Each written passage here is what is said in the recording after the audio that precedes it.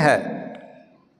عربیت اور اعجمیت یا خاندان یا ذات یا نسل یا رنگ کسی عزت کی، سربلندی کی، شرف کی بنیاد نہیں ہے۔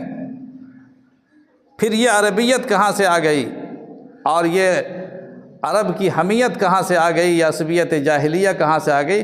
اللہ نے فرمایا کہ یہ اسلام کی جنگ نہیں ہے، یہ عرب کی جنگ ہے، یہ جاہلیت کی جنگ ہے، یہ عصبیت کی جنگ ہے، اس کو شکست ملنی چاہیے۔ قرآن کریم میں صاف کہا گیا کہ فَإِنَّ الْعِزَّةَ لِلَّهِ وَلِرَسُولِهِ، عزت صرف اللہ اور اللہ کے رسول کو ہوگی۔ اگر یہ جنگ اللہ کے لیے لڑی جائے گی، کوئی بھی جنگ ہو، کوئی بھی کام ہو، اگر اللہ کے لیے ہوگا تو اس کام میں طاقت آتی ہے، اور جو کام اللہ کے لیے نہ ہو، دنیا کے مفادات کے لیے ہو، تو ہجرت جیسی مقدس عبادت بھی اللہ کے ہاں قابل رد ہے۔ فمن کان